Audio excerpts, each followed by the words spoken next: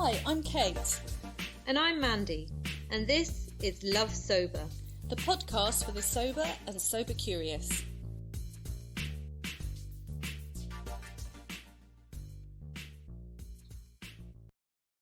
Hi there, and welcome back to Love Sober, the podcast for the sober and sober curious. And this is episode 147. But I feel like I haven't said that in ages. Ooh, exciting! How exciting is my life? So it's Kate and I today, and we are just going to chat through something that a listener sent in, and we really like it. You know, when we get sort of queries or can you talk about this, because it kind of helps us, especially after 147 episodes. Yeah. What are we going to talk about today? The sort of query was around, you know, how do you handle it when your partner still drinks or is quite sort of booze centric and you're going sober. You know, and it's something we've talked about before, but I think it's something that is, you know, really impactful for people. And so we'll dive into that today, but we'll just do our check-in. So hello Kate, how are you doing? Hello. Should we just do a podcast on how I'm feeling today? The whole rah rah rah rah. I'm all right. I'm a bit up and down, really. You know, still settling into the whole school thing, looking at secondary schools with my daughter. She's just about to go, you know, next year's intake. You know, stuff with the other one, you know, that's complex.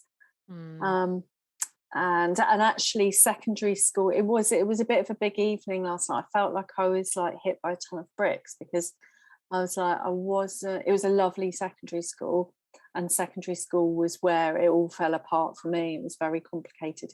It also all really fell apart for my son through undiagnosed needs. So there's this fear about it and this hope that's a real pain point for me. So I'm a bit knocked today. Yeah. How about you? Yeah, up and down, dude. we're living our best lives, mate.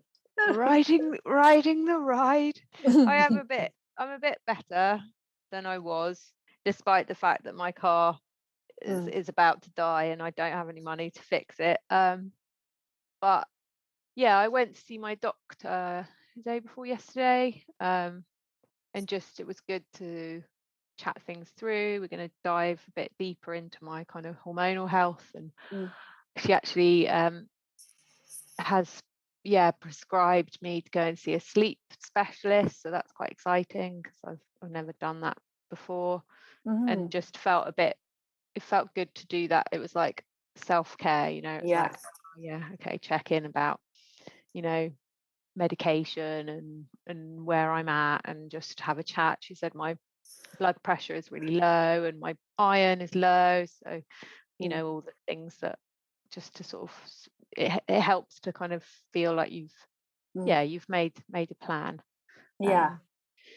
So that felt a bit better, and just got a minuscule hit on top of work, minuscule little ice pick in the mountain. So that's good. Yeah. So, you know, trucking on. Yeah. You do. But we have had good news, because our ICF, our coaching academy course has been accredited, hasn't it? With our addictive behaviours. So in amongst all that, we got accredited by the CPD office. Yeah. It got accredited by the CPD office. You've got to be careful with the terminology, haven't you? It did. The course did, yeah. Yeah. So but that's pretty good.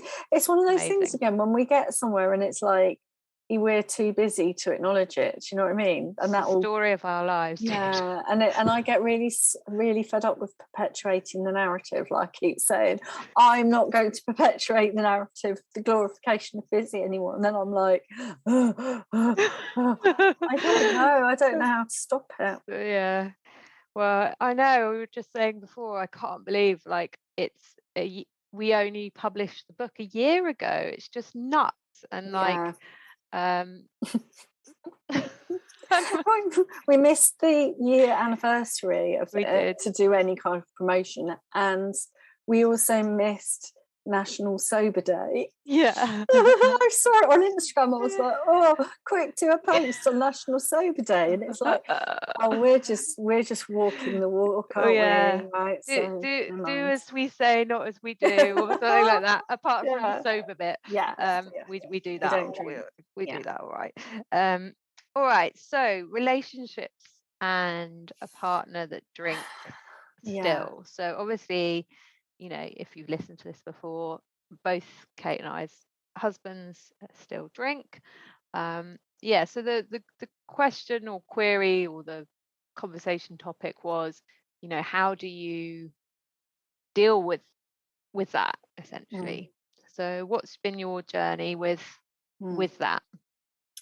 Well, as we talked about, I think one of the really early episodes, I remember it just being this massive fear, you know, because alcohol was in the center of my world, despite, you know, I've spoken about not like the units weren't catastrophic in terms of, you know, what it could have been. But the controlling and all the rest of it, it was definitely, it was like there was another thing in my relationship, basically. It was like, you know, it was like the Jennifer Aniston in the Courtney Cox and David Cox Arquette like love triangle. So booze was definitely there. And so there was a big fear. And it took me quite a few years to actually articulate it to my husband, to really explain it. But quite quickly he got on board with it, and I think because he'd got so fed up with me saying I was going to stop every weekend and moaning about hangovers and all the rest of it, when I'd stopped and didn't tell him that I had done it for a few weeks so that he would just notice, and he just agreed, you know, we agreed a few things that would help, like, you know, not having wine in the house, because that was my, you know, drug of choice kind of thing. And so he just had cider. And that was it, really. I mean, that literally was it.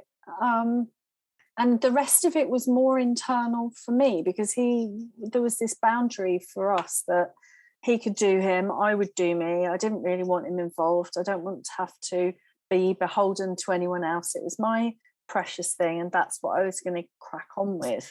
So I think that worked for us. What about you? Well, what about, you know, when has his drinking stayed the same, or did his drinking change, or got less? Yeah, it got less. And I think, you know, my husband as well, he was never that, you know, he's quite a sort of a happy drinker, you know, and he just didn't have the same relationship that I did. So the only times it has come up, and it's been bad, because also he would often socialise and do any kind of drinking away from me. And the only time it was a real kind of issue for me was when we went to a festival a couple of years ago, and there was that kind of culture of it, and all-nighters and people staying up all night, and I really hated that. Like that was a massive problem for me. But yeah, that was, and we talked about it afterwards. I was just like, I'm not going to one of those with you again.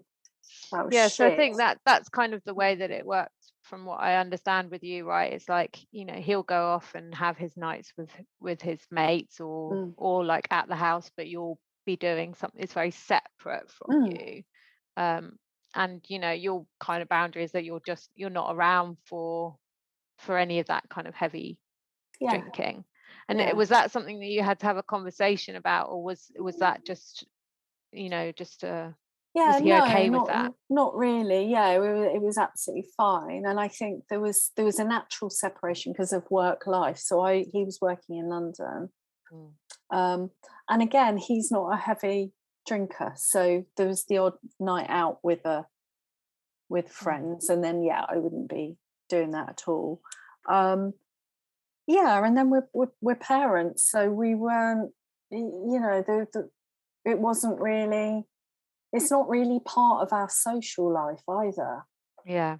You know, there's a lot of our friends musicians, and they either are gigging, or so they're doing something, or we're parents and they were, you know, or like some of my friends, even in the musician groups, they don't drink anyway, and we will get together over food. So I think it morphed quite quickly, you know. What about with you? Well, been a bit more of a journey, I'd say, on two levels, really. The fact that being around people that are drinking, I realized after when I stopped, was very uncomfortable for me. Like I don't know whether it's a trauma thing or whether it's just, you know, a sensitivity thing or a control thing or whatever. I'm sure you can psychoanalyze it, but I really don't like being around people that are drinking unless their drinking is literally like 2 glasses max. There's a couple of my girlfriends who I, you know, adore, and in the early days of when I was sober, I went out and they got pissed, and it was okay because, you know, I trust them 100%. But now they wouldn't even do that anyway. They would just not drink around me. But yeah, so I really struggled with him drinking around me, unless it was an amount which didn't at all change his state. So yeah, I mean, he was always really accepting of me not drinking. Like, it was never an issue that he was like, you know, made me feel bad about it or made me feel like our relationship would change. I You know, and I really, really, really believed that he thought that, you know, and that was the wine which sort of whispering in my ear, you know, I'd be like, are you sure you're okay? And he'd be like, of course, yeah, you do, you know, do whatever's best for you. And I would interpret that as, no, I need to drink, you know. Yeah, he's going to leave me, kind of thing. Yeah, so I definitely used him as an excuse to go back to drinking, or had a lot of fear around that like it would never be the same, and that is 100% hasn't been, you know, isn't true. Like, our relationship's much better now than it was when I was drinking. And I did have a bit of resentment, I think, you know, in parts of that, like in the early days of like, why can you do it and I can't, kind of thing. And I think that was when I was still in that phase where I didn't really want to stop, but I knew I had to, kind of thing, before I found the joy, you know. But yeah, being around him drinking, I find very difficult because I need to trust him, and I need him to be my safe person, and I don't trust alcohol. It's not that I don't trust him, but I don't trust alcohol. So over the years, he drinks much less than he used to, because we were enablers, right? So yeah, there's been lots of conversations around boundaries, around what I find acceptable, what I find acceptable around the kids, and yeah, lots of trial and error, really. Lots of like, okay, that's not okay.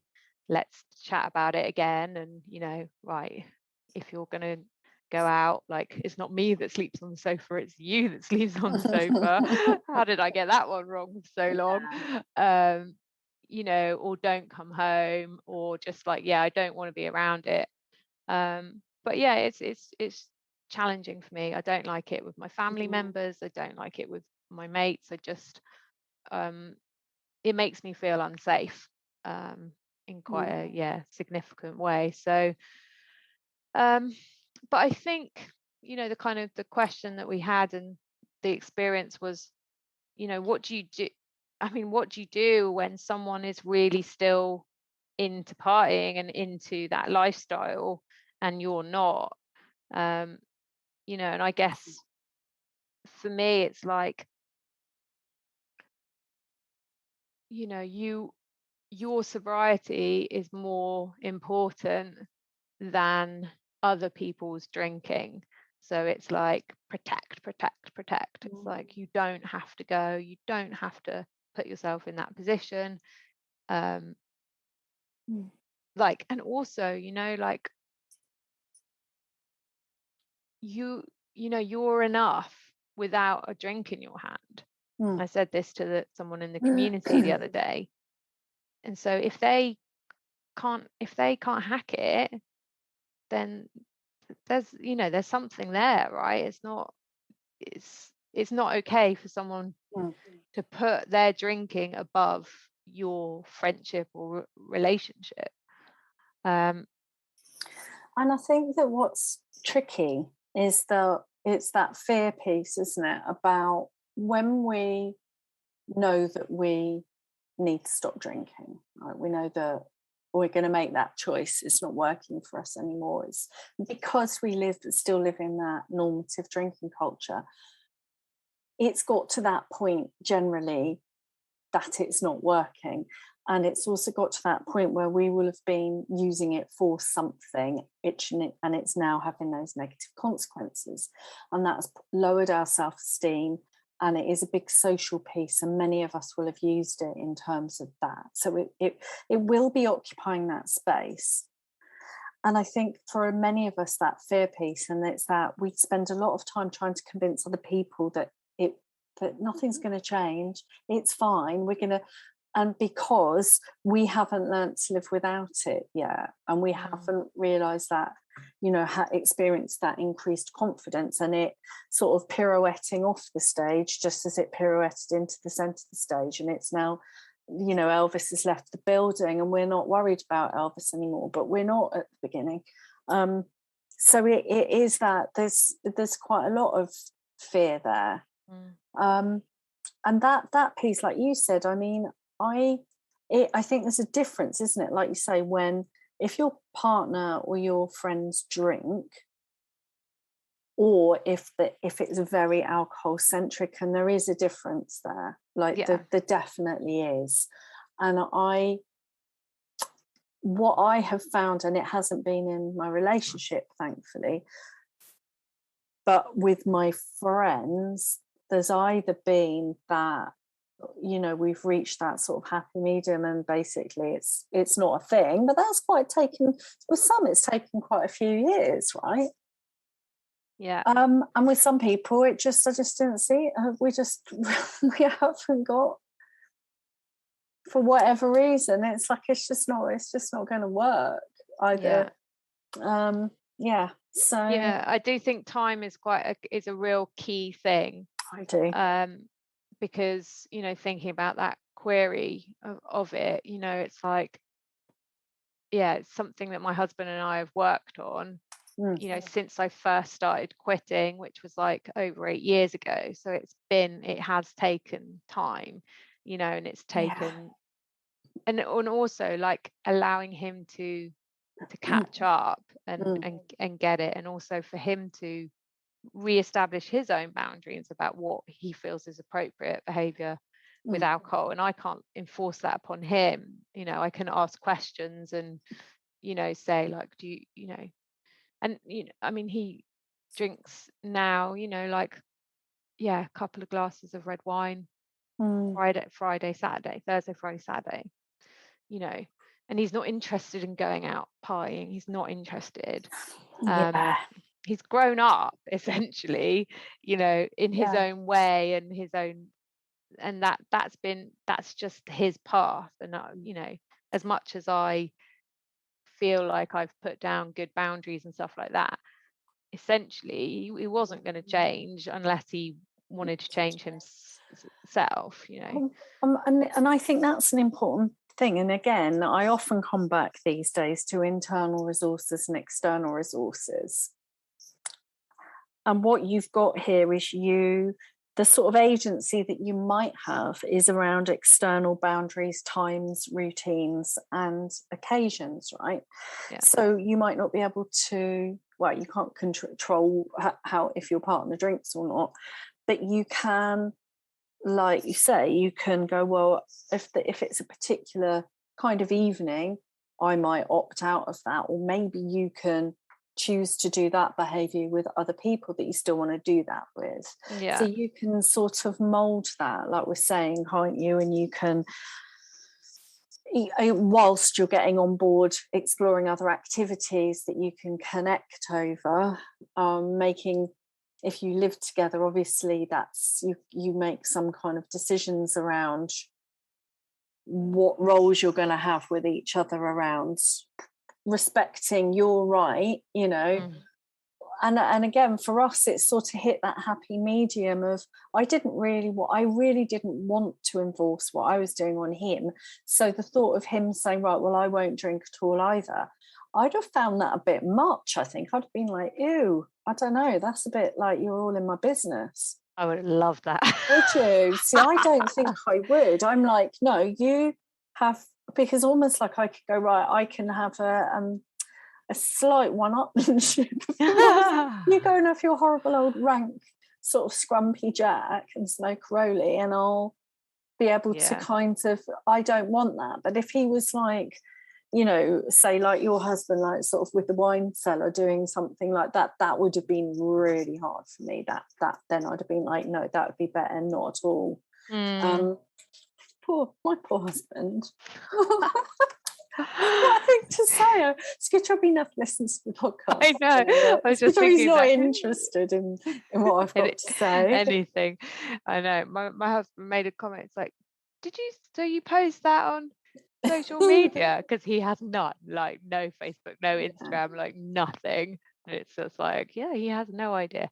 But anyway, yeah, I mean, I think it is worth acknowledging, like, where you sit with it, because it's like you might be, because we've had this conversation, right? It's like it doesn't really bother you, no, whereas it does me. So it's like, right, to call a spade of where you are with it.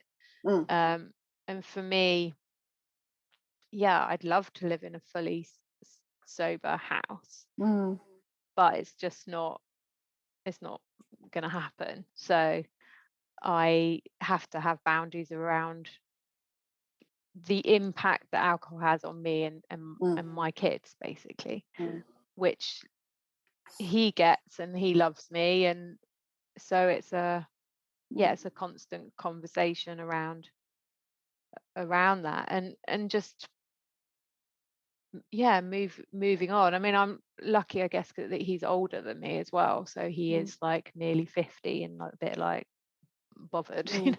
All he cares about is a puppy, and like having a bit of time to play tennis and play golf and be left alone. That sounds like me. Yeah. I don't play golf. I don't play tennis either. Give you time.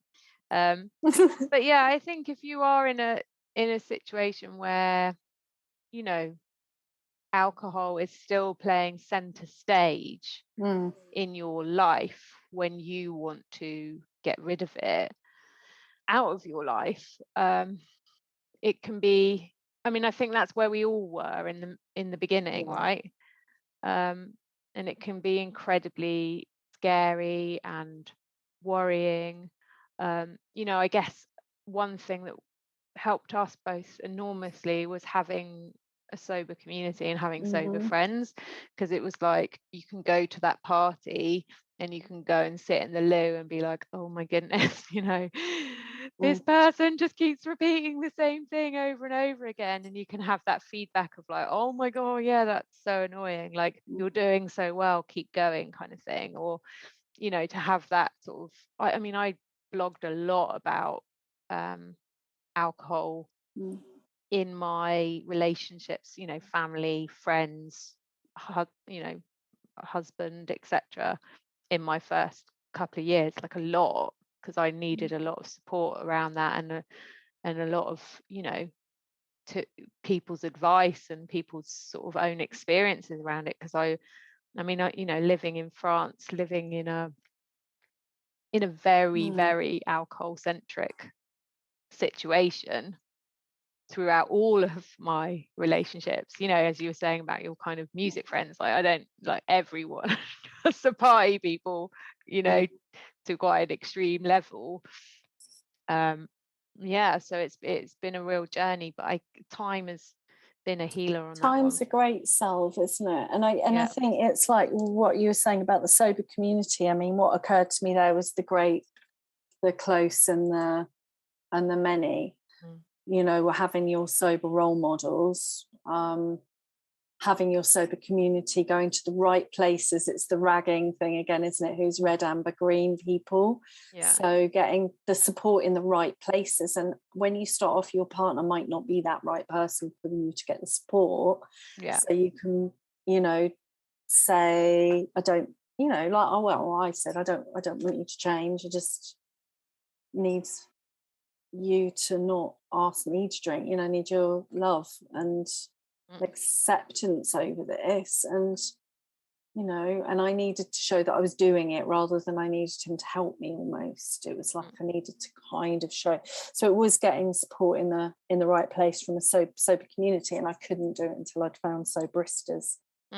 That point. And the other thing that I was going to say, and it's reminded me because I was listening to that Rich Roll podcast that you were talking about the other day, and Rich Roll used, I've got such a crush at the moment. I know you do. I'm literally, I don't really know what to say. I've literally just gone and like stared off into space. But Rich Roll used a phrase that I used, actually. I think I'll get on well with Rich Roll. And it was about the plate. It's like it being plate tectonics. And it's almost like if we do, you know, get the, you know, reach out to the sober community, if we're getting the knowledge on board of the quit lit, doing our daily routines, all of that, there's a lot about this, the relationships, if you imagine them under the surface like plate tectonics, and they shift and they evolve often under the surface to find their homeostasis and their happy edges with each other. So sometimes, like you said, I think as long as you don't really cross any boundaries for yourself and put yourself at risk and try and have compassion with you and other people, and there's a lot of this that takes care of itself over time. And remembering back to the first time I quit, you know, which was obviously when I was deepest in my, you know, relationship with alcohol, so whatever it was 8 years ago, at that point I asked my husband not to have wine in the house. I remember that now, and he did, and he didn't have wine in the house for about 6 months. He just drank beer. Or same with mine. So maybe that's it, maybe that's a real, if you live together, that would be really super helpful, you know, just for a bit even. Until you're through some kind of acute, or I mean, better not at all, but then if you've got some kind of sticking point, maybe it can go away somewhere. So if it could, like for us, I mean, sort of in the garage, we don't have a wine cellar, but we've got a garage, so that it was always in there anyway. It was kind of out of sight, out of mind. And it's kind of that, like, I think, you know, we tend to be, you know, make things really hard for ourselves. And it's like, I know that Natalie, I can't remember her surname, but a brilliant coach in the States, Brooke. There we go, thank you. Her I was going to say Imbruglia. Her tagline, you know, is try easy. We've talked about this before, but it's like we make things incredibly hard for ourselves. So it's like, what's the easy route? You know, like I don't touch wine, like I don't pour wine, I don't have anything to do with it, I never open it, like, you know, that's just things that are I don't mind bringing, again, it's like where your triggers are. I don't mind bringing him a beer, but I wouldn't bring him a glass of red wine. It's just like I wouldn't put myself in that position. It's like, and that's another thing. So if in parties and stuff like that, if we were hosting, then he was always in charge of pouring drinks for people if they were alcoholic. And I still feel a bit like that. I'm a bit like, if you want a drink, go and get it yourself. I'm not a very good host because I'm a bit like, bring it yourself, pour it yourself, help yourself, but don't involve me in it. And I am a little bit not, I probably wouldn't go down well in France.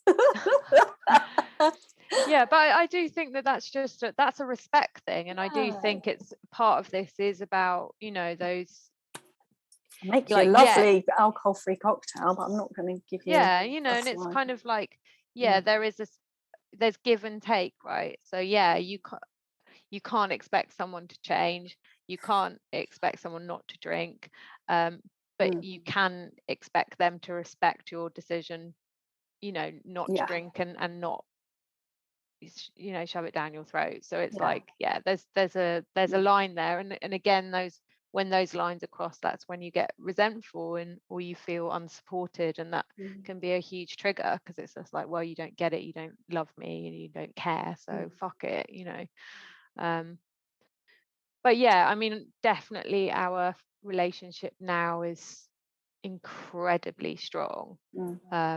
And I was looking through some diaries actually of when I was drinking, and I'd forgotten how worried I was about whether we were going to make it and whether he loved me, and there's so many pages of just of worry about our marriage, and I was like, oh, I should actually just be a bit nice to him. I've forgotten how much I like I should probably tell him I love him now and again, I do, I'm joking. But I was just like, wow, like it was actually in quite a bad place, not because of my drinking, but just because I was incredibly ill, and not because of the alcohol drinking, but it was because of alcohol, because alcohol made me incredibly ill in terms of my self-esteem and self-worth and depression and all the rest of it. So I hope that answered a little bit, just to give our experience around this subject. I know you've got to go and pick up your daughter, so we should probably wrap up. So I was just wondering if that, a way to sort of summarize it for people, really. Stay in your own lane, and boss your own game.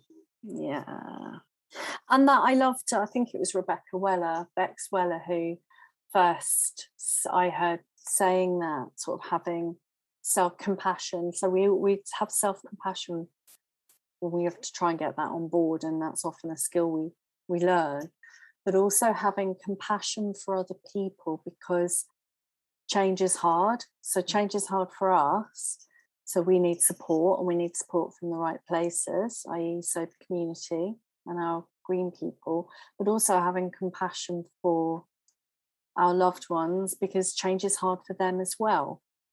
So that kind of goes back to what you said about time being a great healer, and also that sort of, I love you, this isn't about you, you don't have to change necessarily, but I need to do this for myself, and I need your love and support, and hopefully that opens a dialogue so that you can ask for some of those needs. I mean, I would say, like, you don't have to change, with a caveat. I mean, if it's again, it's a matter of degree, right? We're talking very much from that. It's not looking like a car crash kind of situation and dysfunction and all of the damage that goes with it.